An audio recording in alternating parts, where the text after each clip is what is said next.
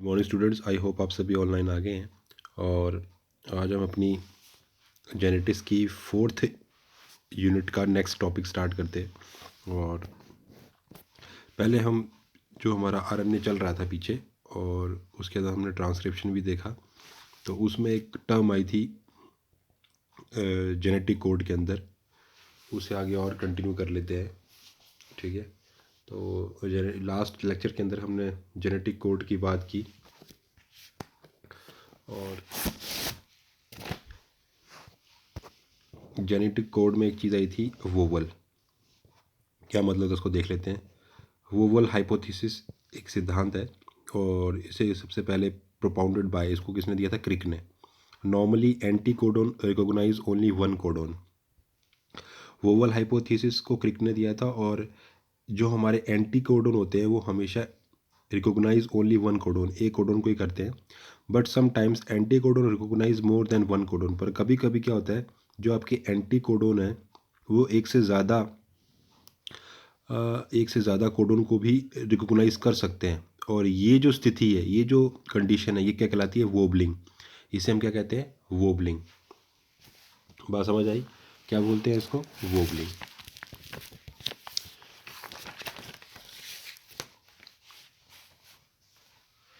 Right. तो normally occur for third nucleotide of the codon. और ये किसके लिए होता है? जो जो हमारा न्यूक्लियोटाइड के अंदर जो थर्ड कोडोन था, हमने लास्ट लेक्चर में बात भी की थी कि जैसे हमारे पास, जैसे मैं आपको बताऊं, जैसे हम ल्यूसिन की बात कर रहे थे, और ल्यूसिन के अंदर हमने देखा था कि जैसे हमारे पास जो एक ल्यूसिन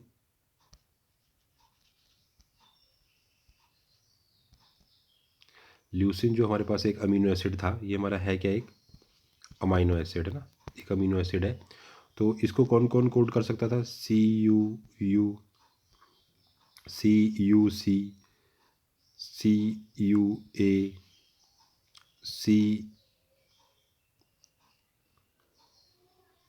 CUA, CUG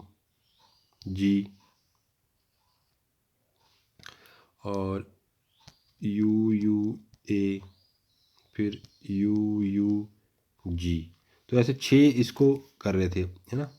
हमारे पास इसको कोडित करने वाले, ल्यूसिन को कोड करने के लिए हमारे पास 6 कोडोन थे। तो ये जो कोडोन है, इनके लास्ट वाला देखो ये सिमिलर आ रहा है, लेकिन जो तीसरा हमारा न्यूक्लियोटाइड है, तीसरा जो नाइट्रोजनस बेस है, उसके अंदर डिफरेंसेस आ रहे हैं, है ना। उसी की वजह से आ रहे हैं। तो जो थर्ड बेस की पोजीशन की वजह से ये सारा काम हो रहा है। तो ये एक डीजेनरेसी आ रही थी जेनेटिक कोड के अंदर। और किसकी वजह से आ रही थी? जो ट्रिपलेट कोड के अंदर जो थर्ड वाला जो पोजीशन थी, उसकी वजह से। तो उसे कहते हैं वोवली बेस। क्या बोलते हैं? वोवली बेस। तो ये बात हम कर रहे थे, तो उसी को हम डिस्क्राइब कर रहे हैं। तो कहता है कि सब कभी कभी जो एंटी कोडोन है recognise more than one codon, वो एक से ज़्यादा कोडोन उसके थ्रू रिकॉग्नाइज होता है, और ये कंडीशन वोबलिंग कहलाती है। और ये होता है क्यों? Occur for the third nucleotide codon की वजह से। ठीक। एग्जाम्पल है, anticodon AAG can be recognise to codon, that is CUU और CUUC। तो वो कहता है कि आप यहाँ पे देख रहे हो, जो एंटी कोडोन आपका AAG है, कैन रिकॉग्नाइज टू कोडोन, वो 2 कोडोन को रिकॉग्नाइज करता है। एक तो UUU, ट्रिपल UU है, and UUC, both stand for the phenyl alanine. और दोनों किसके लिए स्टैंड करते हैं? फिनाइल एलनिन के लिए। मतलब इनसे क्या अमीनो एसिड पकड़ में आता है? फिनाइल एलनिन वाला अमीनो एसिड। तो जो एंटी कोडोन AAG है, वो 2 कोडोन को रिकॉग्नाइज कर रहा है। समझ मेरी बात? कि अब आप बोलोगे सर एंटी कोडोन कहाँ होते हैं? एंटी कोडोन मैंने हमने बात की थी ना। अभी हम आगे देखेंगे, जब हम प्रोटीन सिंथेसिस देखेंगे, कि जैसे आपके पास mRNA का स्टैंड है, और इसके ऊपर ऐसे लगे होंगे ये। और ये mRNA कहाँ से आया? ये mRNA आया आपके न्यूक्लियस से बाहर आया, साइटोप्लाज्म में। और यहाँ पर क्या है? यहाँ पर आपके पास,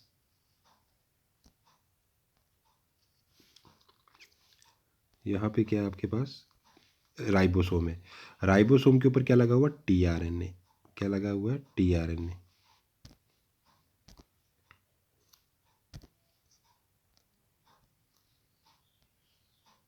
क्या लगा है, टीआरएनए। तो टीआरएनए के पास ये जो इसके पास जो कोड होगा, है ना, तो आप देख रहे हो अभी हम इस वाले कोडोन के सामने हैं, ये वाला तीन, ये जो तीन कोडोन है, तो जो एमआरएनए के पास है वो कोड है, और जो टीआरएनए के पास है वो एंटी कोडोन है। एंटी मतलब इसके कॉम्प्लीमेंट्री, जैसे यहाँ नीचे होगा अगर ए तो ऊपर होगा टी, यहाँ होगा जी तो यहाँ होगा सी, यहाँ होगा सी, यहाँ होगा जी। तो अब आपको पता है तीन कोडोन से एक ट्रिपलेट कोडोन, मतलब एक ट्रिपलेट कोडोन से हमारा जेनेटिक कोड बनता है। तो ये जो कोड कहाँ होते हैं, एमआरएनए पर, और एंटी कोडोन कहाँ होते हैं, टीआरएनए के पास। इतनी बात समझ आ गई, क्लियर होगी बात? तो चलिए आगे चलते हैं।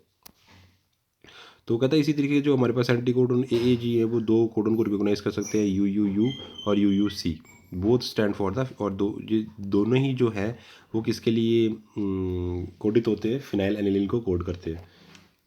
अब बात करते हैं कि हमारे पास मैसेंजर आरएनए ये दो टाइप का हो सकता है, एक होता है मोनोसिस्ट्रोनिक, एक होता है पॉलीसिस्ट्रोनिक। लास्ट क्लास के अंदर हमने जेनेटिक कोड की पूरी जो ट्रिपलेट कोडोन के हमारे पास जितने भी टेबल हमने बनाई थी, उसमें हमने 64 हमारे पास कोडोन आए थे, और 64 में से 61 जो है वो फंक्शनल होते हैं, और जिसमें से 62 और 63 और 64 वो थे नॉन सेंसिंग कोड थे, या स्टॉपिंग कोडोन थे, जो किसी को भी कोड नहीं करते। तो अब बात करते हैं, कहता है कि टाइप ऑफ द एमआरएनए, कहता है दो टाइप के हो सकते हैं आपके एम मैसेंजर आरएनए, एक होता है मोनोसिस्ट्रोनिक, एक होता है पॉलीसिस्ट्रोनिक। कहता है mRNA which genetic signal is present for formation of the only one polypeptide chain is called as a monocistronic. समझ आ गई बात? कहता है ऐसा एमआरएनए जिसके पास बस उतनी ही जेनेटिक इन्फॉर्मेशन है कि वो सिर्फ एक पॉलीपेप्टाइड चेन बना सके। समझ आई बात? ये है पॉलीसिस्ट्रॉनिक की मोनोसिस्ट्रॉनिक, मतलब एक ऐसा मैसेंजर आरएनए जिसके पास सिर्फ एक ही टाइप की प्रोटीन बनाने का सिग्नल है। मतलब कि आपको पता है कि हमारे पास क्या है, आपको पता है कि हमारे पास न्यूक्लियस है, ये सब लोग, ये न्यूक्लियस आपका किसी सेल का न्यूक्लियस है, ठीक है। इसमें हमारे पास डीएनए है, ये डीएनए है, ठीक है। इस डीएनए ने साइटोप्लाज्म में एमआरएनए भेजा, ये हमारे पास है मैसेंजर आरएनए। क्या है? Messenger RNA, mRNA. अब इस मैसेंजर आरएनए से सिर्फ एक ही टाइप की प्रोटीन बने, ओनली वन टाइप, है ना, एक प्रोटीन बने, इस पूरे धागे से एक ही प्रोटीन बने, इस टाइप के एमआरएनए को हम कहते हैं मोनोसिस्ट्रॉनिक।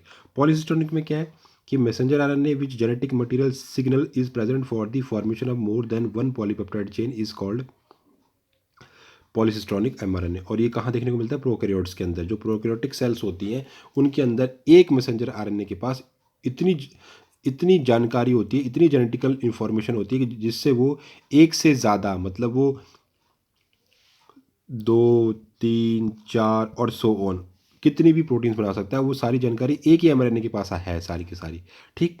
तो ऐसा मैसेंजर आरएनए क्या कहलाएगा? Polycistronic messenger RNA. कहता है nonsense codon are found in the middle position in polycistronic mRNA. कहता है जो नॉन सेंस कोडोन होते हैं, कौन से? जो नॉन सेंस कोडोन होते हैं are found in the middle position in the polycistronic mRNA. अब आपको पता है कि जैसे मैं बात करूँ, मेरे पास जो पॉलीसिस्ट्रॉनिक, ये मेरे पास पॉलीसिस्ट्रॉनिक एमआरएनए है, ठीक है, ये पॉलीसिस्ट्रॉनिक एमआरएनए है।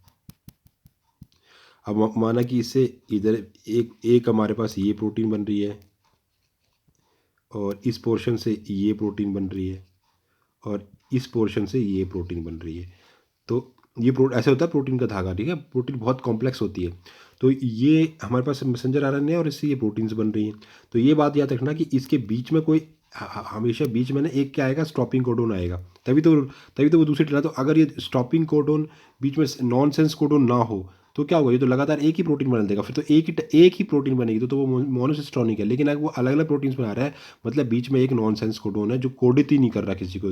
जैसे जैसे यहाँ से लेकर यहाँ तक प्रोटीन की फॉर्मेशन चलेगी, फिर रुक जाएगा काम, ये प्रोटीन अलग हो जाएगी। फिर यहाँ से तक प्रोटीन का काम चलेगा, एक प्रोटीन बनेगी, फिर यहाँ से यहाँ चलेगा यहाँ तक, इस तरीके से। बात समझ आ गई? चलिए अब आगे बात करते हैं। हमारा नेक्स्ट टॉपिक स्टार्ट होता है सेंट्रल डोगमा। नाम सुना होगा आपने, क्या होता है सेंट्रल डोगमा? कहता है फॉर्मेशन या production of messenger RNA from DNA. कहता है कि सेंट्रल डोग्मा का सिंपल मीनिंग क्या है? फॉर्मेशन होना किसका? मैसेंजर आरएनए का। किससे? डीएनए से। सिंपल सी बात, समझ की बात। उसने क्या बोला कि सेंट्रल डोग्मा का क्या अर्थ है, कि सेंट्रल डोग्मा का मतलब है कि मैसेंजर आरएनए की प्रोडक्शन कर रहे हो आप, मैसेंजर आरएनए बना रहे हो डीएनए से, और synthesis of a protein from it known as a central dogma. तो सेंट्रल डोग्मा के अंदर ये सारी प्रोसेस आती है। क्या प्रोसेस आती है? यहाँ से लेके यहाँ तक क्या प्रोसेस आ रही है? उसने कहा कि पहले तो डीएनए से मैसेंजर आरएनए का बनना और उस मैसेंजर आरएनए से प्रोटीन की फॉर्मेशन होना, ये सारा का सारा प्रोसेस क्या कहलाता है? Central dogma. इसे क्या कहते हैं हम? Central dogma. क्लियर होगी बात कि पहले क्या बन रहा है? डीएनए से हमारे पास क्या बन रहा है? Messenger RNA. बिल्कुल सिंपल सी बात है कि डीएनए से हमने डीएनए से हम क्या बना रहे हैं? Messenger RNA.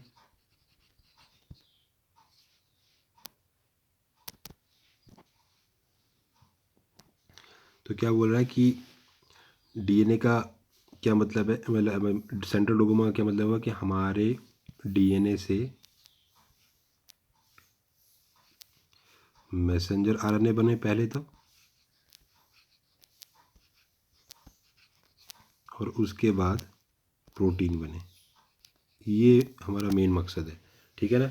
ये हमारा क्या है? Central dogma. इतनी सी बात क्लियर होगी। आगे उसने क्या बोला? आगे कहता है ये जो सेंट्रल डोग्मा टर्म है ये किसने सबसे पहले दी थी? क्रिक ने। ठीक, क्रिक ने इस टर्म को इसका नामकरण ये किया था। तो डीएनए से आरएनए का बनना ट्रांसक्रिप्शन प्रोसेस कहलाता है, और आरएनए से प्रोटीन का बनना क्या कहलाता है? ट्रांसलेशन। इतनी तो आपको पता ही है। क्या बोल रहा है कि डीएनए से जब आरएनए बनता है तो वो प्रोसेस क्या कहलाता है? आपका ट्रांसक्रिप्शन। और आरएनए से प्रोटीन बनती है उसे क्या कहते हैं हम? ट्रांसलेशन। इतनी सी बात समझ आ गई? कोई दिक्कत तो नहीं है? कहता है it means include transcription and translation. तो मतलब कि सेंट्रल डोग्मा में दो प्रोसेस हो रहे हैं, एक तो ट्रांसक्रिप्शन, एक ट्रांसलेशन। ट्रांसक्रिप्शन मतलब डीएनए से आरएनए बन रहा है, और फिर ट्रांसलेशन हो रहा है यानी आरएनए से प्रोटीन बन रहा है। Central dogma scheme of the protein synthesis was presented by Jacob and Monod. कहता सेंट्रल डोग्मा में जो प्रोटीन सिंथेसिस वाली जो स्कीम है उसे किसने बताया था? उसे किसने प्रेजेंट किया? जैकब और मोनार्ड ने। कहता सेंट्रल डोग्मा के अंदर जो प्रोटीन सिंथेसिस यानी कि आपके प्रोटीन संश्लेषण की जो स्कीम है, जो प्रक्रिया है, उसको सबसे पहले किसने बताया था? जैकब और मोनार्ड ने। डिटेल स्टडी प्रेजेंटेड बाय और डन बाय नेरेनबर्ग, मिथाई और खुराना। और कहता है ये जो सेंट्रल डोग्मा के अंदर जो प्रोटीन संश्लेषण जो चल रहा है, प्रोटीन की जो सिंथेसिस चल रही है, उसको सबसे सही तरीके से प्रेजेंट किसने किया? नेरेनबर्ग, मिथाई और डोग्मा ने। सबसे पहले तो प्रेजेंट किसने किया था? जैकब और मोनार्ड ने। उसे अच्छे से एक्सप्लेन किसने किया? नेरेनबर्ग, मिथाई MATHAI और खुराना ने, KHORANE, खुराना ने। कहता उसके बाद बीडल एंड टॉटम, दो साइंटिस्ट और आए, studied central dogma in fungus Neurospora. तो बाद में बीडल और टेटम ने इसी सेंट्रल डोग्मा को, ये CD का मतलब सेंट्रल डोग्मा को कहाँ एक्सप्लेन किया? किसके अंदर? एक फंगस के अंदर जिसका नाम था न्यूरोस्पोरा। उन्होंने फंगस के अंदर इसी सेंट्रल डोग्मा को और अच्छे से एक्सप्लेन किया। तो पहले तो अगर डीएनए से डीएनए बने तो वो कहलाता है रिप्लिकेशन, डीएनए से आरएनए बने वो कहलाता है ट्रांसक्रिप्शन, और आरएनए से वापस डीएनए बन जाए इसे कहते हैं रिवर्स ट्रांसक्रिप्शन। ठीक, और आरएनए से प्रोटीन बने तो वो क्या कहलाता है? ट्रांसलेशन। क्या कहते हैं उसको? ट्रांसलेशन। क्लियर होगी बात? क्या कह रहा है कि अगर डीएनए से डीएनए बने तो वो रिप्लिकेशन, डीएनए से आरएनए बने तो ट्रांसक्रिप्शन, आरएनए से डीएनए वापस बन जाए तो रिवर्स ट्रांसक्रिप्शन, और आरएनए से प्रोटीन बने तो वो क्या कहलाता है? ट्रांसलेशन। क्या कहलाता है? ट्रांसलेशन। चलिए तो रिवर्स ट्रांसक्रिप्शन को देख लेते हैं। क्या होता है रिवर्स ट्रांसक्रिप्शन? कहता है formation of the DNA from DNA known has reverse transcription. तो रिवर्स का तो मतलब होता है बैक गियर पड़ गया है, और रिप्लिकेशन का ट्रांसक्रिप्शन का तो आपको पता ही था कि ट्रांसक्रिप्शन का सिंपल मीनिंग था कि डीएनए से आरएनए बनना। लेकिन अब क्या हो रहा है? रिवर्स ट्रांसक्रिप्शन लग गया, तो मतलब कि आपका फॉर्मेशन ऑफ रिवर्स ट्रांसक्रिप्शन में formation of DNA from DNA known as a reverse transcription describe by the Temin और Baltimore in Rous sarcoma virus. तो उन्होंने जो हमारा सार्कोमा वायरस होता है उसके अंदर इसकी डिस्कवरी की, और इसीलिए इसको, इस रिवर्स ट्रांसक्रिप्शन को हम टैमिनिज्म भी कहते हैं। क्या बोलते हैं? टैमिनिज्म। तो क्या बोल रहे थे कि हम बात कर रहे थे कि रिवर्स ट्रांसक्रिप्शन का मतलब क्या है कि फॉर्मेशन ऑफ डीएनए का बनना फ्रॉम डीएनए क्या कहलाता है? रिवर्स ट्रांसक्रिप्शन कहलाता है। इसकी डिस्कवरी टैमिन और बाल्टामोर ने की थी, इसलिए इस प्रोसेस को हम टैमिनिज्म भी कहते हैं। और उन्होंने इसको कहाँ देखा था? सार्कोमा वायरस के अंदर, राव सार्कोमा वायरस के अंदर। इसमें होता क्या है कि जो आपका सिंगल स्ट्रैंड आरएनए है, किसका? राउस सार्कोमा का, यानी रिट्रोवायरस का, प्रोड्यूस डबल स्ट्रैंड डीएनए। वो क्या बनाता है? डबल स्ट्रैंड डीएनए बनाता है। कहाँ पर? इन दी होस्ट सेल के अंदर, जिस भी होस्ट के अंदर वो रहता है उसकी सेल के अंदर बनाता है। कॉल्ड साइक्लिक डीएनए, यानी कि complementary DNA with the help of enzyme reverse transcriptase. और वो कौन सा है? DNA polymerase enzyme. और sometimes this genome move in the host genome called the retroposon. क्या कहलाता है? रिट्रोपोजन। और इसे हम ऑन्कोजीन भी कहते हैं। और अगर कभी कभी कहता है ये जो जीनोम बना है, जो जो मतलब सिंगल स्ट्रैंड आरएनए से डबल स्ट्रैंड आरएनए बना और बाद में वो सी डीएनए यानी कम्प्लीमेंट्री डीएनए बन गया, ये कभी कभी होस्ट के जीनोम में भी मूव कर जाता है, और तब ये चीज़ क्या कहलाती है? रिट्रोपोसम या ऑन्कोजीन। तो समझ आ गई। तो रिवर्स ट्रांसक्रिप्टेज क्या प्रोसेस है कि जब डीएनए से डीएनए बने, और ये है क्या प्रोसेस? Reverse transcriptase. इसमें क्या होता है कि जो आपका सिंगल स्ट्रैंड आरएनए है, राउस सार्कोमा रिट्रोवायरस के अंदर जो होता है, वो क्या करता है? डबल स्ट्रैंड आरएनए बना सकता है होस्ट सेल के अंदर। और क्या इसे कहते हैं हम? Complementary DNA. क्या कहलाते हैं? Complementary DNA. राइट, आगे चलते हैं। अब हमारा नेक्स्ट टॉपिक आता है, मेन इंपॉर्टेंट टॉपिक, बहुत ही इंपॉर्टेंट है। इसको तो आप यहाँ पे बहुत बड़ा करके लिख दो, वेरी इंपॉर्टेंट। ठीक है। तो कहता है ये जो प्रोटीन हमारे पास, प्रोटीन सिंथेसिस है, इसको हम देख लेते हैं। पहला स्टेप आता है activation of the amino acid. तो प्रोटीन सिंथेसिस की फॉर्मेशन कैसे होगी? पीछे तो हमने सेंट्रल डोग्मा में देखा कि प्रोटीन जो है वो आरएनए से बनेगी। पहले डीएनए से मैसेंजर आरएनए बनेगा और मैसेंजर आरएनए से आगे प्रोटीन बनेगी। इतनी बात तो हमने क्लियर कर ली थी। तो कहता है कि जो प्रोटीन सिंथेसिस है उसमें उसका पहला स्टेप आता है activation of the amino acid, कि सबसे पहले तो आपको अमीनो एसिड को एक्टिवेट करना है। ठीक, मतलब हो क्या रहा है? अगर मैं आपको मोटा मोटा बात करूँ तो क्या हो रहा है? हमारे पास सेल है, सेल में न्यूक्लियस है, न्यूक्लियस में आपके पास जेनेटिक इन्फॉर्मेशन है ना, आपके पास क्रोमोसोम है। वो साइटोप्लाज्म में क्या भेजेंगे? Messenger RNA. और इस मैसेंजर आरएनए से क्या बनेगी? आपकी प्रोटीन्स बनेगी। बहुत लंबी चेन बनती है, पॉलीपेप्टाइड चेन। अब आप ये देख रहे हो, ये जो मोती हैं, ये मोती कहाँ है? ये साइटोप्लाज्म में बिखरे पड़े होते हैं। मोती क्या है? ये एक्चुअल में अमीनो एसिड। अब इनको पकड़ पकड़ के लाना है, और कौन सा चाहिए? इसकी सारी इन्फॉर्मेशन है एमआरएनए के पास कि कौन सा अमीनो एसिड हमने पकड़ना है। लेकिन पकड़ने के लिए हमें चाहिए टीआरएनए। कौन चाहिए? टीआरएनए। हमने किया था ना पीछे। ये टीआरएनए भी कहाँ होते हैं? साइटोप्लाज्म में फैले होते हैं। इन टीआरएनए को पकड़ पकड़ कर, ये टीआरएनए इन अमीनो एसिड को पकड़ पकड़ कर इस चेन में चिपकाते हैं, अकॉर्डिंग टू इनके मैसेंजर आरएनए के अकॉर्डिंग वो चिपकाते चलते हैं। तो ये जो टीआरएनए है, ये साइटोप्लाज्म में घूमते रहते हैं। तो सबसे पहले हमें ये जो अमीनो एसिड है इनको एक्टिवेट करना पड़ेगा, ताकि ये इनके ऊपर बैठ सके। मतलब हम इनको, ये एक तरीके का इनके लिए व्हीकल है एक। और जैसे हमारे, हम जब कहीं जाते हैं तो टैक्सी करते हैं ना, तो वैसे ये जो टैक्सी की तरह है ये टीआरएनए। तो इन अमीनो एसिड को इनके ऊपर बिठाना पड़ेगा। यहाँ पर, यहाँ बैठेंगे, तो बैठने के लिए पहले इनको एक्टिवेट करना पड़ेगा अमीनो एसिड्स को। जब ये एक्टिवेट हो जाएंगे, सक्रिय हो जाएंगे ये अमीनो एसिड्स, तो यहाँ के बैठ जाएंगे। फिर ये जो टीआरएनए वो कहाँ आ जाएगा? राइबोसोम के पास। कहाँ आएगा? राइबोसोम के पास आएगा। और फिर ये जो मैसेंजर आरएनए यहाँ होगा, मैसेंजर आरएनए अकॉर्डिंग टू अपने बुलाता जाएगा, और एक चेन बनती जाएगी। यहाँ से एक चेन बनती जाएगी। समझ आ रही बात? चलिए आगे देखते हैं, फिर आपको समझ आ जाएगा क्या हो रहा है। पहला स्टेप आता है activation of the amino acid, कहता है 20 टाइप के हमारे पास अमीनो एसिड है participate in the protein synthesis. वो कहता है 20 टाइप के जो अमीनो एसिड्स है वो प्रोटीन सिंथेसिस में अपनी पार्टिसिपेशन या अपनी भागीदारी देते हैं।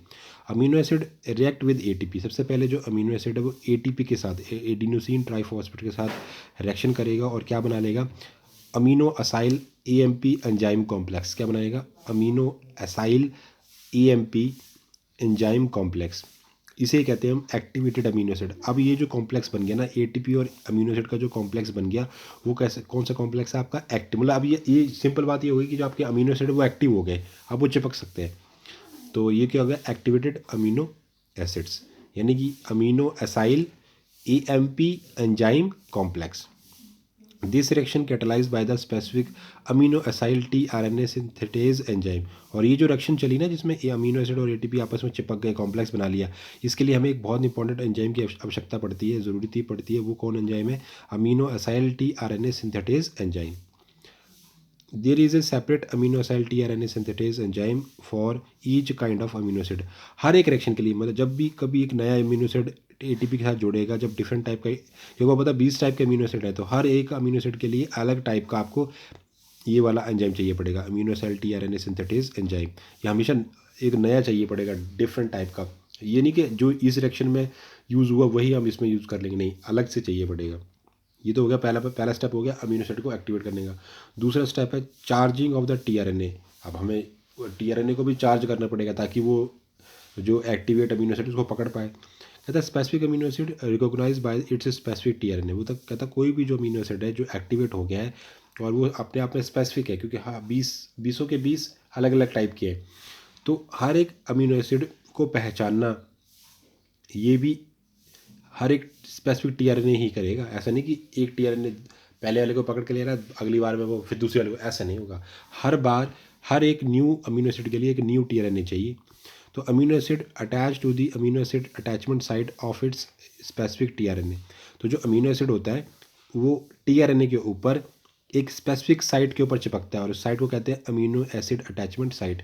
क्या बोलते हैं, अमीनो एसिड अटैचमेंट साइट।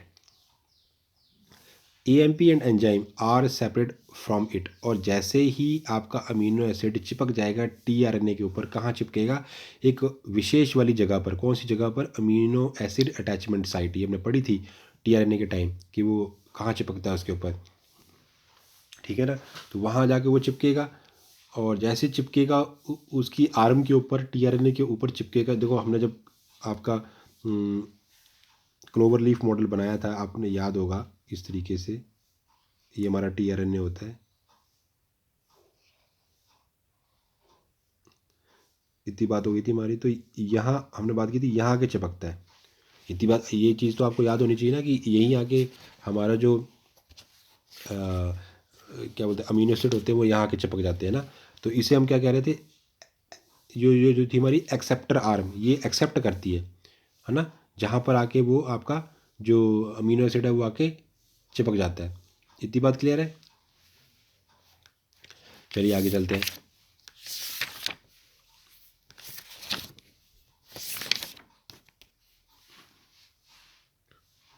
तो वो कहता है कि अमीनो एसिड क्या करते हैं, जो उनकी अटैचमेंट साइट है उस पर आके चिपक जाते हैं टीआरएनए के ऊपर आके। उसमें क्या होता है, तब जैसे वो अमीनो एसिड चिपकेंगे, तो अमीनो एसिड तो एक कॉम्प्लेक्स था, है ना, तब वहाँ जाके वो एएमपी और एंजाइम दोनों अलग हो जाएंगे अमीनो एसिड से, सिर्फ अमीनो एसिड ही चिपका रह जाएगा टीआरएनए के साथ। Amino acyl AMP enzyme complex plus T. देखो ये हमारे पास कॉम्प्लेक्स था जो पहले का बना हुआ था, amino acyl AMP enzyme complex, ये बना हुआ था ना हमारा, amino acyl AMP enzyme complex plus tRNA. अब ये दोनों चिपक, दोनों कॉम्प्लेक्स और ये टीआरएनए चिपका। जैसे दोनों चिपकते क्या हुआ, अमीनो असाइल टीआरएनए कॉम्प्लेक्स, ये तो अलग, ये पूरा हो गया आपका अमीनो असाइल टीआरएनए कॉम्प्लेक्स, ये दोनों चिपक गए। अब टीआरएनए चिपक गया और अमीनो असाइल, यानी कि अमीनो एसिड आपके दोनों चिपक गए, एएमपी और एंजाइम अलग हो गए रिएक्शन से, ठीक। Amino acyl tRNA complex also called the charge tRNA. और जब अमीनो एसिड और टीआरएनए आपस में चिपक जाए, यानी कि अमीनो असाइल टीआरएनए कॉम्प्लेक्स बन जाता है, तब हम टीआरएनए को कह सकते हैं चार्ज टीएनए। क्या बोल सकते हैं, चार्ज्ड, CHARGED, ये डी है।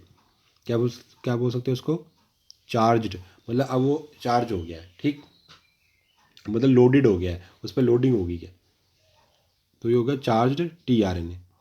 Now aminoacyl tRNA move to the ribosome for the protein synthesis. अब जो आपका अमीनो असाइल टीआरएनए मतलब जो चार्ज्ड टीआरएनए है वो किसकी तरफ जाएगा, राइबोसोम के पास जाएगा ताकि वहाँ पर प्रोटीन सिंथेसिस हो सके।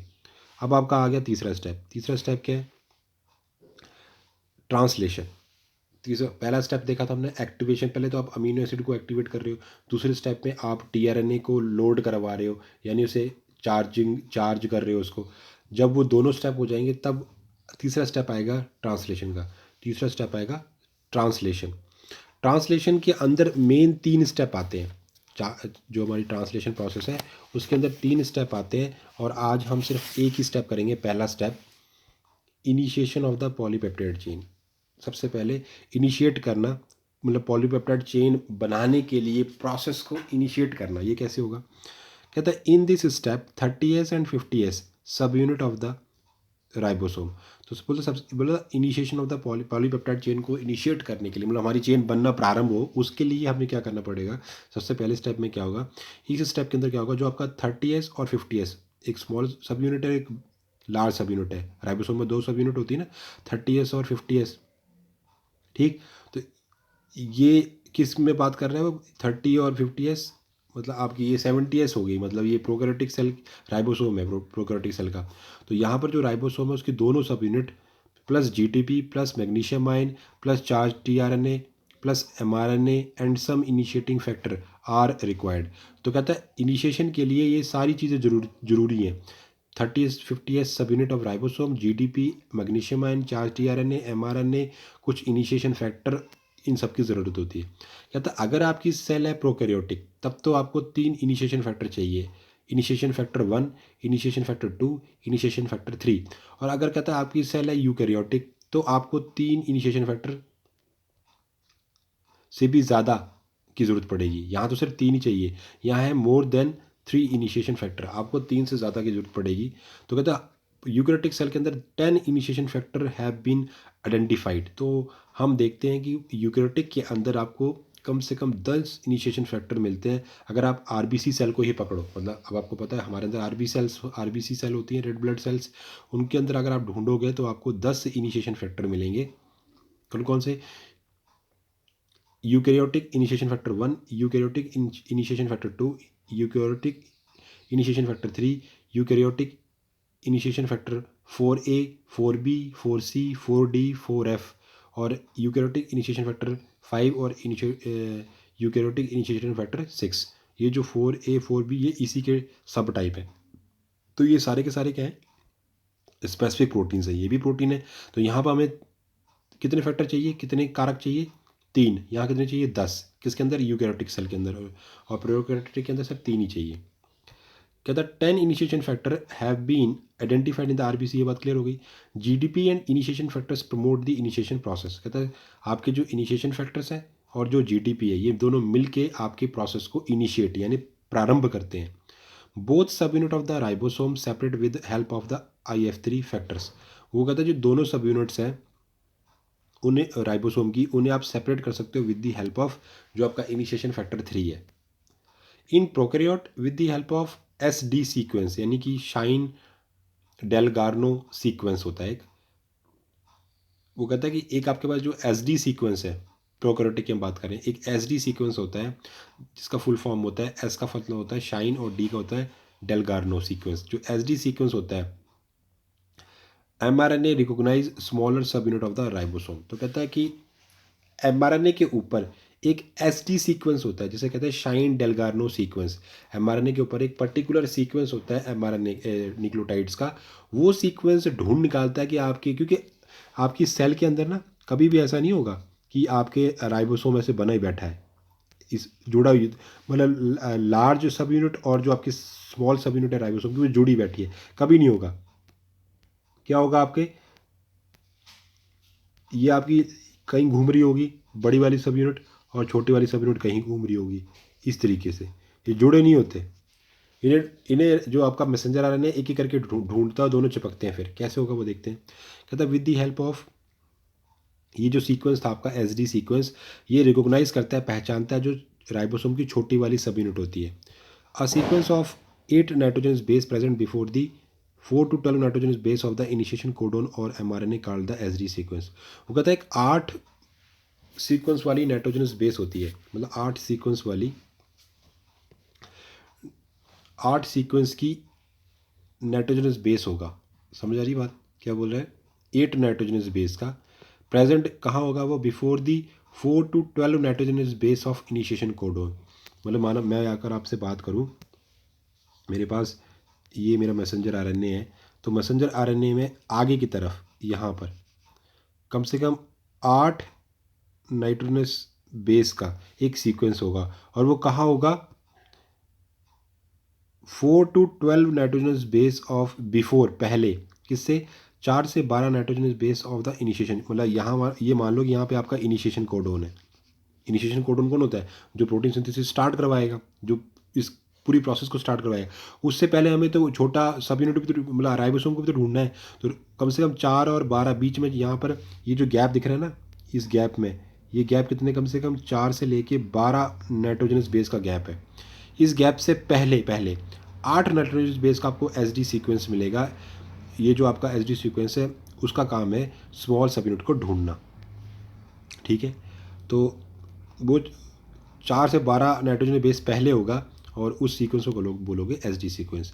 इन स्मॉलर सब unit of the ribosome a complementary sequence of SD sequence is present on the 60S RNA called the anti Shine Dalgarno sequence. तो ये जो एसडी सीक्वेंस है, इसकी जो संपूरक जो सीक्वेंस है, यानी इसका जो कॉम्प्लीमेंट्री सीक्वेंस है, वो कहाँ प्रेजेंट होगा? राइबोसोम के ऊपर। जो कौन सी राइबोसोम पे? जो छोटी वाली सब यूनिट है उसके ऊपर होगा। ठीक है, और स्मॉल सब यूनिट में राइबोसोम में कौन सा आरएनए होता है? 16S RNA होता है। कौन सा? 16S RNA होता है। उसके पास कंप्लीमेंट्री सीक्वेंस होती है एसडी सीक्वेंस की। मतलब एसडी सीक्वेंस कहाँ पर है? मैसेंजर आरएनए पर, और उसकी कंप्लीमेंट्री सीक्वेंस आपके कहाँ पर होगी? जो आपका राइबोसोम की जो कंप्लीमेंट्री सीक्वेंस है। ठीक है, तो ये कॉम्प्लीमेंट्री सीक्वेंस कहाँ है? ये है आपकी राइबोसोम के ऊपर, उसके 60S RNA के ऊपर। ठीक, एसडी की कॉम्प्लीमेंट्री सीक्वेंस, और जो मेन एसडी सीक्वेंस है वो कहाँ आपका? मैसेंजर आरएनए के ऊपर, और मैसेंजर आरएनए की के ऊपर है। और जो उसका कॉम्प्लीमेंट्री संपूरक जो सीक्वेंस है एसडी सीक्वेंस की, वो किसके ऊपर प्रेजेंट है? 60S RNA के ऊपर, जिसे कहते हैं एंटी शाइन डेल्गानो सीक्वेंस। इतनी बात क्लियर होगी? समझ आ रही ना बात? कहने का मतलब क्या है? अगर आपको अभी भी क्लियर नहीं हो रहा, मैं फिर बताता हूँ कि मेरे पास ये छोटा वाला सब यूनिट, ये जो है हमारे पास small unit of messenger, sorry, small जो हमारे पास, रुको दोबारा से बना के दिखाता हूँ आपको। ये मेरे पास है स्मॉल सब यूनिट है ना, बड़ा वाला जो है वो तो बात ही नहीं कर रहा, अभी दूर है वो, है ना। ये छोटी वाली सब यूनिट है, और जिसका कोड क्या है, जिसके अंदर कौन सा RNA? 16S RNA, यही है ना। तो ये जो 16S RNA, इसके पास एंटी एक कोड है नाइट्रोजन बेस का, और उस ये जो कोड है वो कोड को क्या बोलते हैं? कॉम्प्लीमेंट्री सीक्वेंस ऑफ, यानी एंटी शाइन डेल्गानो सीक्वेंस है इसके पास, ASD सीक्वेंस है इसके पास। कौन सा सीक्वेंस है? क्योंकि ये भी तो mRNA ही है मैसेंजर, ये भी तो RNA से बना है। तो ये क्या है? ASD सीक्वेंस है इसके पास है, ASD यानी anti sense shine Dalgarno sequence. जो और ASD का जो SD सीक्वेंस है वो किसके पास है? मैसेंजर RNA के पास। तो तभी ये दोनों एक दूसरे से चिपक जाएंगे। समझ आ गई बात? तो आगे चलते हैं।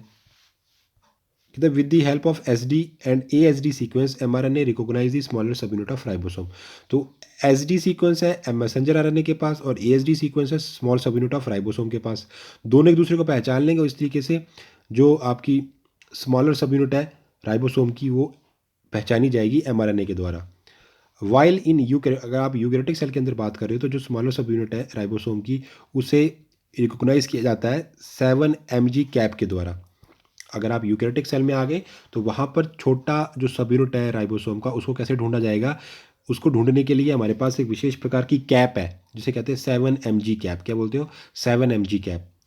और वो कहाँ मिलेगी आपको? मतलब वो कैसे ढूंढी जाएगी? कहता है जो हमारे पास छोटी वाली सब यूनिट है यूकैरियोटिक के अंदर होती है 18S RNA की सब यूनिट होती है ना। वहाँ वहाँ वहाँ कौन सी थी आपकी? 16S की। और मतलब प्रोकैरियोटिक के अंदर और यूकैरियोटिक के अंदर होती है 80S RNA। स्मॉलर सब यूनिट के अंदर हैज़ ए इसके जो कॉम्प्लीमेंट्री सीक्वेंस होगा वो होगा 7 mg कैप। कौन होगा इसका? 7 mg कैप। तो 30s सब यूनिट प्लस mRNA और जो आपके पास इनिशिएशन फैक्टर 3 है प्लस मैग्नीशियम आयन है, वो क्या बना लेंगे? 30s mRNA कॉम्प्लेक्स बना लेंगे। इतनी बात समझ आ गई? तो कहता है जो आपका जो स्मॉल सब यूनिट है यानी 30s स्मॉल हुई ना, 30s सब unit plus messenger RNA plus initiation factor 3 और मैग्नीशियम आयन की प्रेजेंस में ये कॉम्प्लेक्स बन जाएगा 30s mRNA कॉम्प्लेक्स। मतलब अब आपके स्मॉल सब यूनिट के साथ मैसेंजर आरएनए चिपक चुका है। ठीक। 30s mRNA complex react with the formyl methanol T RNA complex. ये जो 30s mRNA कॉम्प्लेक्स है अब ये रिएक्ट कर जाएगा। अभी तक बड़ी वाली यूनिट नहीं आई है, ये छोटी वाली आपकी सब यूनिट है मैसेंजर आरएनए के साथ चिपकी हुई है और वो रिएक्ट करेगी। अब आपके जो चार्ज जो आपका टीआरएनए है ना, जो टीआरएनए आपका एक्टिवेट है, तो वो एक्टिवेट कैसे होगा? फॉर्माइल मिथ्योनाइल टीआरएनए कॉम्प्लेक्स और क्या बना लेंगे? 30s mRNA formyl methionyl tRNA complex बना लेंगे। This tRNA attach with codon part of the messenger RNA. तो ये जो टीआरएनए है वो अटैच कर जाएगा कोडोन पार्ट से mRNA के। तो जीटीपी मॉलिक्यूल और इसके लिए हमें जीटीपी की आवश्यकता पड़ती है। तो हुआ क्या? 30s mRNA कॉम्प्लेक्स वो जुड़ जाता है फॉर्माइल मिथेनोलाइल टीआरएनए कॉम्प्लेक्स के साथ। और किसकी प्रेजेंस में? जीटीपी की जरूरत पड़ती है और साथ में कुछ फैक्टर्स लगते हैं IF2 IF3 और मैग्नीशियम आयन। और क्या बन जाता है हमारे पास? 30s mRNA फॉर्माइल फॉर्माइल मिथाइलो फॉर्मी मिथाइनाइल टीआरएनए कॉम्प्लेक्स बन जाता है। ठीक। नाउ लार्ज सब यूनिट ऑफ द राइबोसोम। अब बात करते हैं जो हमारे पास बड़ी वाली जो सब यूनिट है यानी 50 सब यूनिट ज्वाइन दिस कॉम्प्लेक्स, वो इस कॉम्प्लेक्स साथ जुड़ जाएगी। Initiation factor release and complete the 70s ribosome. ये आप टी अभी हम ये यूकैरियोटिक्स है क्योंकि 70s जो राइबोसोम होता है वो यूकैरियोटिक में मिलता है। तो हुआ क्या? अभी हमने जो ऊपर पढ़ा ना सारा, ये जो हम पढ़ रहे थे ये सब सारा जो प्रोसेस चल रहा था प्रोकैरियोटिक के अंदर चल रहा था। जो 30s है वो अब ये कॉम्प्लेक्स बन गया है। अब 30s क्या कर रही है? बड़ी यूनिट को ढूंढ रही है। तो नाउ द लार्जर सब यूनिट ऑफ द राइबोसोम यानी 50s सब यूनिट ज्वाइन दिस कॉम्प्लेक्स, जुड़ जाएगी और इनिशिएशन फैक्टर वहाँ से रिलीज हो जाएंगे और कंप्लीट जो बड़ा वाला सब यूनिट वो बन जाएगी, 70s राइबोसोम बन जाएगा। इन लार्ज सब unit of the ribosome there are 3 site of the tRNA. TRNA के बाद 3 साइटें हैं, P site, A site, E site. P site यानी पेप्टाइडल साइट, ए साइट यानी अमीनो असाइल साइट और ई साइट है एग्जिट साइट। तो मतलब कहने का मतलब क्या है कि अगर मैं आपके पास डायग्राम बना के दिखाऊँ, मेरे पास ये डायग्राम है, ये राइबोसोम का है। तो कहता है राइबोसोम पर एक साइट होती है पी, एक होती है ए, एक होती है ई। ये 3 जगह होती हैं, 3 साइटें होती हैं। समझ आ रही बात? तो कहता है कि जो पी साइट है आपके राइबोसोम के ऊपर वो होती है एक, उसे कहते हैं पेप्टाइडल साइट। एक होती है ए साइट, उसे कहते हैं अमीनो असाइल साइट। और एक होती है ई साइट एग्जिट, मतलब जहाँ से वो निकल, मतलब एक में टीआरएनए एक साइट पे टीआरएनए आएगा, दूसरे पे थोड़ा काम करेगा और ई से वो एग्जिट भाग जाएगा। ठीक। Starting codon of the mRNA is near to the P site of the ribosome. जो स्टार्टिंग कोडोन्स होते हैं वो mRNA के वो हमेशा किसके पास होते हैं? पी साइट के पास। ठीक। So tRNA with formyl methionine amino acid first attach to the P site. तो जो टीआरएनए आया जिसके पास, जो किसके साथ आया? फॉर्माइल मिथ्योनाइन अमीनो एसिड के साथ, वो सबसे पहले अटैच होगा पी साइट पर आके। ठीक। पी साइट पर अटैच हो जाएगा राइबोसोम की। And next codon of the mRNA is near to the A site of the ribosome. और जो नेक्स्ट कोडोन होगा mRNA का is near to the A site of ribosome, वो राइबोसोम की ए साइट के पास होगा। समझ आ गई बात? देख लेते हैं, तो डायग्राम भी देखेंगे। So next new tRNA with new amino acid always attach at the A site of the ribosome. इसलिए हमेशा ही जो नया अगला वाला जो टीआरएनए आएगा वो न्यू अमीनो एसिड के साथ वो हमेशा कहाँ आके चिपकेगा? ए साइट पर। कहने का मतलब ये मेरे पास बड़ी, आप देख सकते हो आप, but in the initiation step A site is empty. लेकिन जब इनिशिएशन स्टेप चल रहा होता है तब ए साइट हमेशा खाली रहती है। देखो ये हो रहा है, ये आपके पास मैसेंजर आरएनए है। अब ये कोडोन बनाए हुए हैं, आपको पता है हमारे कोडोन ट्रिपलेट होते हैं, 3-3 के जोड़े में होते हैं। लेकिन ऐसा वहाँ नहीं होता, रियल में तो ये सारे लगातार हैं। जैसे मैंने बीच में गैप छोड़ा, गैप नहीं होता, ये आपको समझाने के लिए। तो अब आपको पता है कि स्टार्टर कोड कौन सा होता है? AUG कौन सा होता है? जो हमारी इस गाड़ी को स्टार्ट करता है। ठीक है। ये धीरे धीरे पूरा का पूरा जो एंजाइम है वो आगे आगे चलेगा, धागा नहीं चलेगा, ये पूरा का पूरा जो सब यूनिट है ये वो आगे चलेगी इस धागे के ऊपर जो मैसेंजर आरएनए है। तो अब देख रहे हो हमारे पास 3 साइटें हैं, ए, पी और ई। ए होता है जिसमें वो आपका अमीनो एसिड जो आएगा, पी पेप्टाइडिल साइट है और ई एग्जिट है। तो ये आपका टीआरएनए है। तो सबसे पहला वाला जो टीआरएनए आएगा वो पी साइट पे चिपकेगा, ठीक है। तो नीचे ये कोडोन और ऊपर ये एंटी कोडोन, दोनों एक दूसरे को संपूरक एक दूसरे को पहचानेंगे और उसी टाइप का टीआरएनए यहाँ पर आएगा। तो टीआरएनए अभी चार्ज है क्योंकि उसके ऊपर अमीनो एसिड 1 लगा हुआ है, ठीक है। अब पी साइड पूरी ऑक्यूपाई हो गई, दूसरा न्यू अमीनो एसिड आएगा ए पर। ए पर जैसे इनिशिएशन स्टेप में पहली साइड खाली रहती है, अगला जब प्रोसेस चलेगा तो दूसरा जो नया अमीनो एसिड आएगा, अमीनो एसिड 2 विद टीआरएनए, वो चिपकेगा ए साइड के ऊपर। फिर दोनों ये आगे, अब आगे वाला प्रोसेस हम आगे देखेंगे, अब आगे क्या होता है। इतनी बात आपको समझ आ गई, ये आपका इनिशिएशन स्टेप, ठीक है। Thank you so much, have a nice day.